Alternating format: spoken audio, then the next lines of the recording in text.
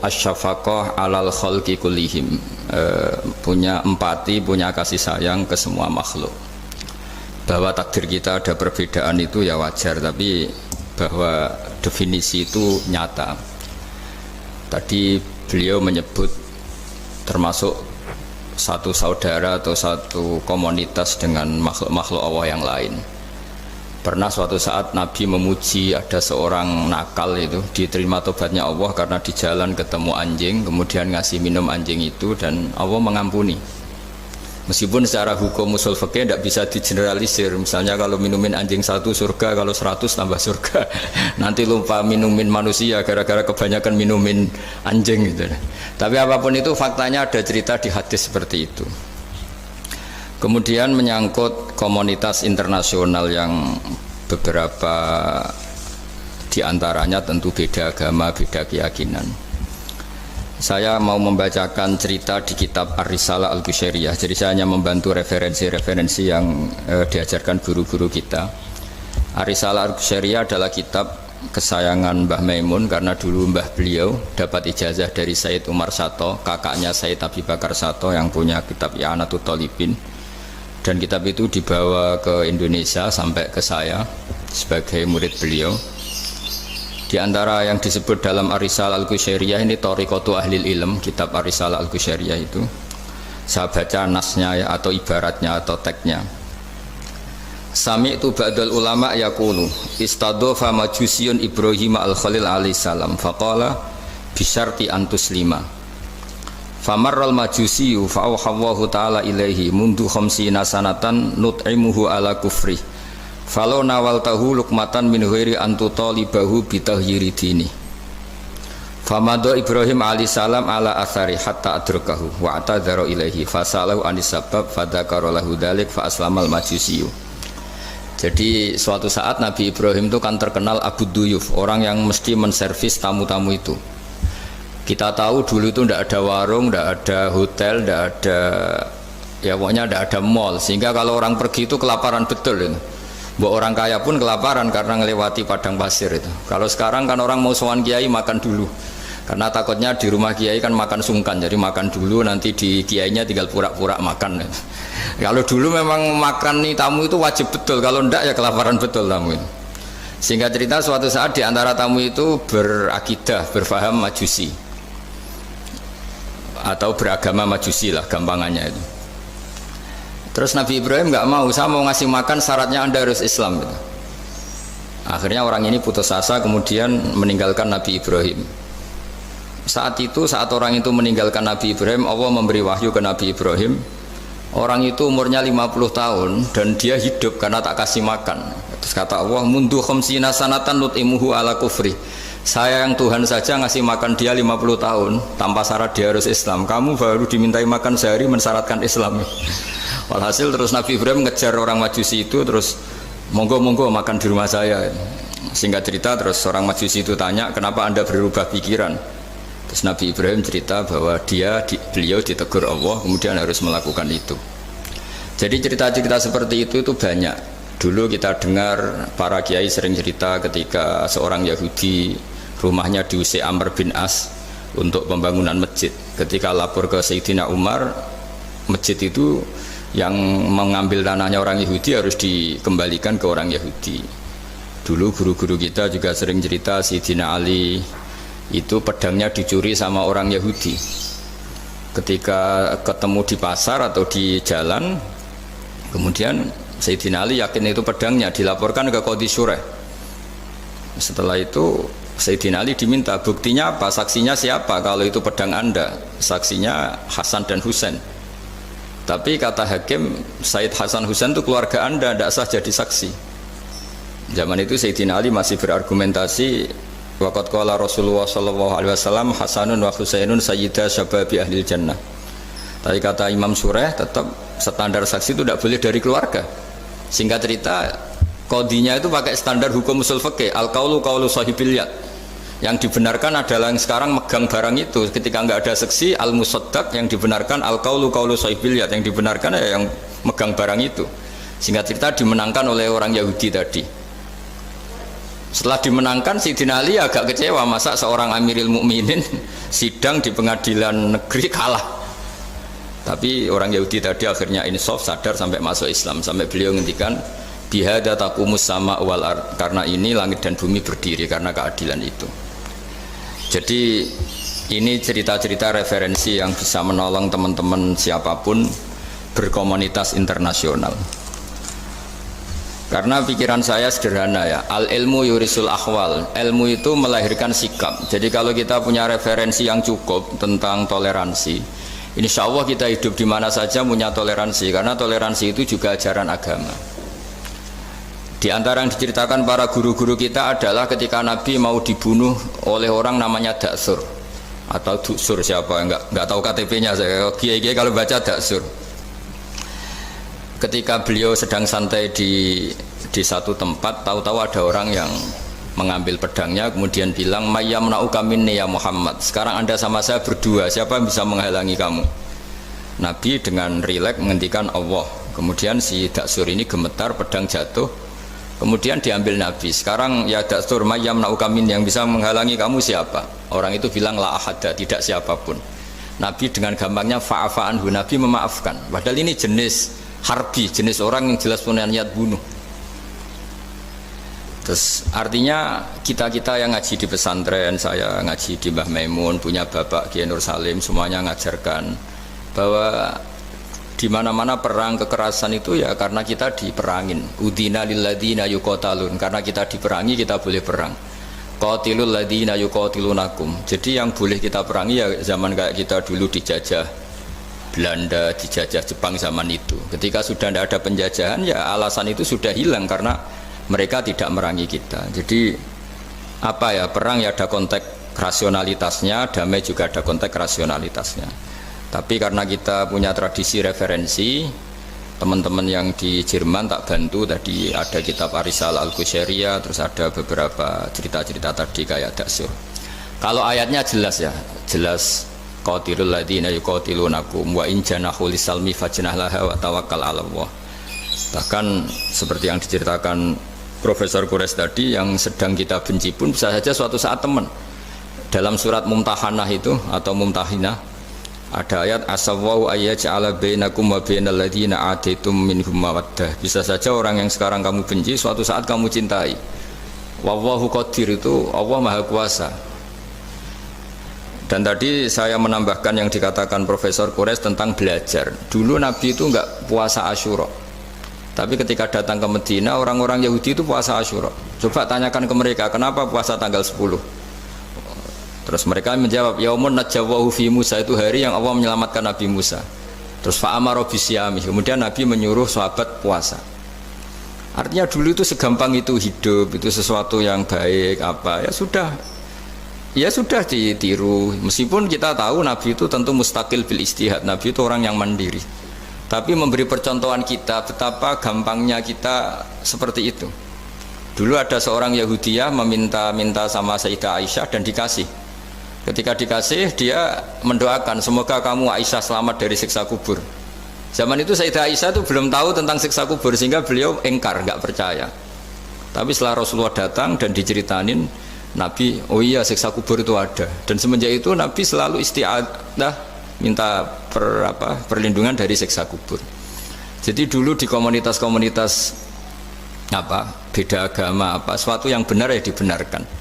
Makanya kaidah umum dalam interaksi antar agama itu la tusaddiquhum wa la tukadzibuhum, ya kamu jangan bilang iya, jangan-jangan enggak, ya jangan bilang tidak, jangan-jangan iya. Jadi aturan ilmunya jelas, la tusaddiquhum wa la tukadzibuhum. Ya artinya sesuai referensi ilmu lah, kira-kira begitu. Terus yang terakhir, ini saya mohon maaf sama komunitas di Jerman karena saya ini pura-puranya aja sibuk, karena saya kira ini seberapa jam lagi saya ngajar ini.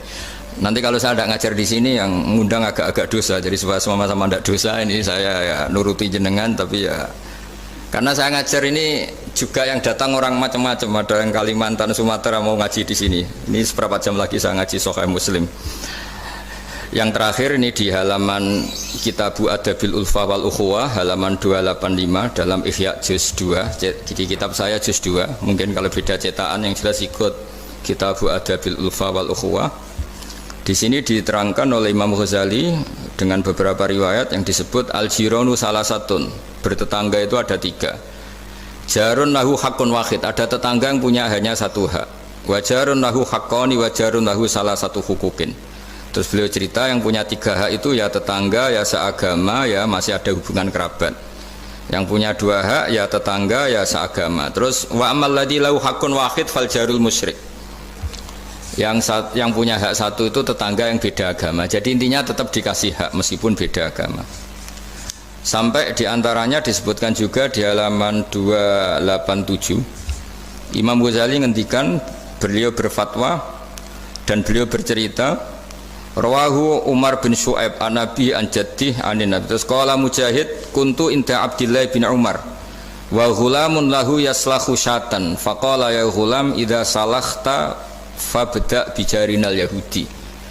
Abdullah bin Umar itu sedang memasak kambing, atau itu pembantunya ini sedang nguliti kambing. Itu pesannya Abdullah bin Umar, ya ghulam idza salakhta fabda bijarinal Yahudi, nanti jangan lupa tetangga kita yang Yahudi. Ini di Ihya halaman 287. Hanya cerita kebaikan. Jadi cerita-cerita perang itu ya karena kita diperangin, tapi ya kalau kita dibaikin ya baik, itu ajaran Islam. Hatta qala dzalika miraron. Faqala lahu lima taqulu hadza. Ini pembantunya juga enggak langsung menerima. Kenapa? Saking enggak mau menerimanya diulang-ulang lagi oleh Abdullah bin Umar. Faqala inna Rasulullah sallallahu alaihi wasallam lam yazal yusina bil jar hatta khashina annahu sayuwarrithu. Kenapa engkau melakukan itu ya Abdullah bin Umar? Terus beliau menjawab, Rasulullah itu selalu berpesan untuk berbuat baik sama tetangga. Tadi kita tahu kalau tetangga punya 3 hak, berarti seagama, ada hubungan kerabat, hakul jar, berarti 3. Ada yang seagama dan tidak punya hubungan kerabat, berarti punya 2 hak, yaitu satu agama dan kerabat. Ada yang punya 1 hak saja, ya tidak keluarga, tidak seagama, tapi karena tetangga itu juga tetap punya hak. Dan itu pun masuk kategori lam yazal yusina biljar, termasuk orang-orang yang harus kita baikin. Ya kalau di Qurannya kayak tadi ya, qatilul ladzina yuqatilunakum, boleh merangi ya yang merangi kita.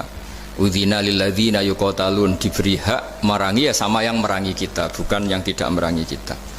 Terus waqala Hisham, Kanal Hasanu la yara ba'san antut imal jarul Yahudiyya wan Nasraniyya min udkhiyatik. Bahkan sebagian ulama di sini disebut Hasan Basri berpendapat kalau berkorban, kalau punya tetangga Yahudi yang butuh nggak apa-apa dikasih dagingnya. Ini di halaman Ihya 287 juz 2. Jadi dari cerita-cerita itu dan referensi-referensi itu, teman-teman di Jerman tidak usah khawatir lah kalau kiai-kiai kayak kita itu berfatwa nggak boleh berkomunitas internasional, nanti takut begini-begini, ndak lah. Kita bacanya ya sama seperti yang dibaca Profesor Kures, sama yang dibaca guru-guru kita. Jadi itu kalau boleh dikatakan sumbangan saya lah, bahwa di kita di pesantren itu ajaran-ajarannya juga seperti itu. Dan tadi beberapa kita saya sebutkan halamannya supaya bisa dicari, supaya tidak kelihatan hoax, juga tidak bikinan saya gitu, supaya jelas itu. Dan saya mohon maaf karena nggak bisa ngikuti sampai selesai, tapi saya ngapresiasi, semoga jadi syawal yang baik. Minal aidin wal faizin. Minal aidin artinya kita kembali menjadi ahli surga. Saya termasuk yang sependapat dengan kitab yang saya baca. Dulu kita ini ahli surga karena Nabi Adam lahirnya di surga dan diciptakan di surga. Karena satu kesalahan beliau harus kembali ke bumi. Dan setelah puasa itu selesai dan diterima, kita kembali ke ahli surga lagi, maksud minal aidin, kita kembali lagi berstatus sebagai ahli surga. Dan itu dimulai dari saling memaafkan, karena yang menghalangi masuk surga itu hak adami. Manusia itu kan paling kikir untuk memaafkan orang lain. Padahal kalau hak adami belum selesai itu Allah tidak mau memaafkan. Makanya syaratnya masuk surga harus kita saling memaafkan. Dengan cara seperti itu insya Allah kita minal aidin wal faizin. Jadi mohon maaf, sekali lagi mohon maaf karena saya tidak bisa ngikuti sampai selesai karena saya harus ngaji, karena bukan papa ya, memang harus. Andikan sunat itu mungkin saya tinggalkan. Mohon maaf sekali. Wassalamualaikum warahmatullahi wabarakatuh. Waalaikumsalam warahmatullahi wabarakatuh. Terima kasih sekali. Kalau misalnya untuk satu pertanyaan, mungkin masih bisa Gus Pak atau Prof. Rais, karena Prof. Rais sama-sama harus tinggal 5 menit. Tapi nanti ini Gus, banyak yang nunggu, nanti saya yang dimarahi, ini saya juga menunaikan kewajiban. Prof. Rais, ada satu pertanyaan dari satu pertanyaan saya tunggu. Terima kasih Prof. Ini saya tanyakan langsung Prof. Saya pernah mendengar panjenengan menyampaikan tentang konsep kedamaian aktif dan pasif. Mungkin bisa dijelaskan Prof mengenai hal tersebut, khususnya dalam rangka mempersatukan hati tadi itu Prof. Baik, jadi begini, saya beri contoh. Damai pasif itu Anda tidak ganggu orang. Damai aktif itu Anda memberikan sesuatu yang positif pada orang. Kalau kita berada di bus, duduk tanpa menyapa yang di samping kita, tanpa mengganggunya, kita duduk dengan baik sambil membaca atau merenung, itu terjadi kedamaian, tapi itu damai pasif. Ada yang aktif adalah Anda memberi dia, ini koran Mas mau baca, ini permen Mas, ajak dia ngobrol dan sebagainya, itu damai aktif.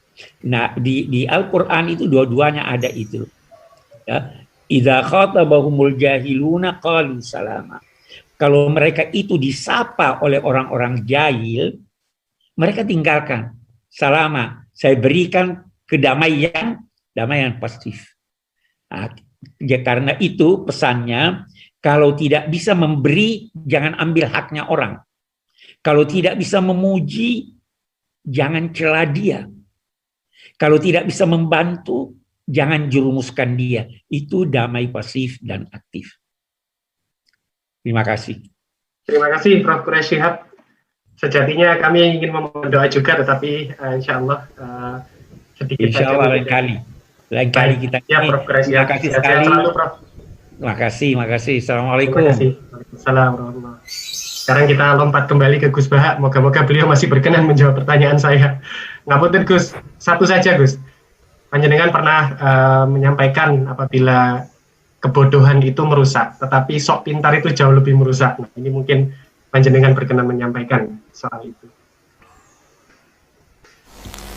Tentu ada bodoh yang benar-benar nggak ditoleransi Allah Ta'ala, yaitu bodoh tentang Tuhan ya. Kita dikasih nikmat Allah, dikasih bumi untuk dipakai tanpa bayar, dikasih oksigen. Kemudian kita bodoh, nggak tahu yang memberi siapa, itu kan bodoh betul. Tapi lebih merusak lagi ketika nggak ngerti, mengklaim dirinya sebagai ngerti, karena itu artinya kan sesuatu yang harusnya larangan dimengerti, gara-gara kamu bilang itu ilmu, itu terus diilmukan, jadi sesuatu yang salah tapi diilmukan, itu lebih ngeri karena menyesatkan. Saya beri contoh misalnya begini, kita di pondok itu kan ngaji jelimet lah, jelimet itu ya detail ya, sehingga kita tahu lah bodoh yang paling nggak ditoleransi itu bodoh tentang Allah, sehingga ketika pertama kita ngaji awalu wajibin alal insan ma'rifatullah, pertama yang harus kita tahu itu Allah. Kita sebagai warga negara Indonesia saja tahu presidennya siapa, bupati kita siapa, masa di buminya Allah tidak tahu yang bikin siapa, itu kan kebangetan. itu bodoh, itu merusak, terutama bodoh dalam hal-hal yang harus ngerti, yaitu tadi ma'rifatullah. Tapi juga ada yang lebih fatal lagi, tidak ngerti tapi menyesatkan dengan klaim ngerti.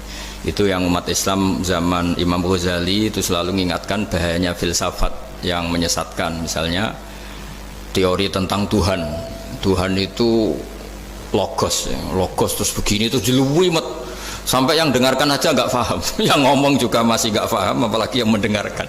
Tapi itu kan mengkaburkan teori Tuhan yang sejelimet itu. Padahal Tuhan bisa ditemukan dengan cara yang mudah. Tuhan itu siapa? Ya, yang pokoknya yang menciptakan langit bumi itu namanya Tuhan.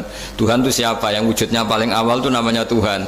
Tapi gara-gara diberi penjelasan yang seakan-akan jelimet ilmiah, padahal itu nggak benar, itu hanya nggak benar. Lah itu lebih ngeri lagi karena orang akan bertuhan dengan cara yang salah. Ya kira-kira gitulah contoh ekstrimnya. Terus saya Kasih sekali Gus. gimana? Terus saya nambahi tadi. Tonton pun. Udah cukup ya? Akhir penutup permintaan dari kawan-kawan untuk berdoa, Gus. Oh iya. Untuk kami-kami yang di sini. Ya. Karena Profesor Siap tadi juga sudah melimpahkan panjenengan. Oh ya. Terus saya menambahkan sedikit tentang yang didawuhkan Pak Kures tadi. Memang di terakhir dawuhnya Nabi, kamu harus berbuat baik. Kalau nggak bisa ya Rasulullah, mendukung yang baik. Kalau nggak bisa ya Rasulullah, Nabi terakhir ngendikan takufu syarroka anin nas fa innahu sadaqatun minka ala nafsik. Potensi kejahatan kamu jangan menimpa orang lain, itu ya bagian dari sedekah kamu. Jadi takufu syarroka anin nas fa innahu sadaqatun minka ala nafsik. Jadi misalnya bawaan kita baru nggak mood, bawaan kita baru ingin emosi, ya sebaiknya jangan ketemu orang, nanti bawaannya cemberut. Tapi kalau bawaan kita sedang baik, ya sudah nggak apa-apa ketemu orang itu. Jadi ya, diukur-ukur sendiri lah gitu.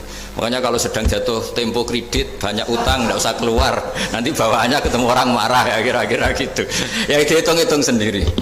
Al-Fatihah. A'udzubillahi minasyaitonirrajim. Bismillahirrahmanirrahim. Alhamdulillahirabbil alamin arrahmanir rahim maliki yaumiddin. Na'budu wa nasta'inu shiratal mustaqim shiratal ladzina an'amta 'alaihim ghairil maghdubi 'alaihim waladdallin.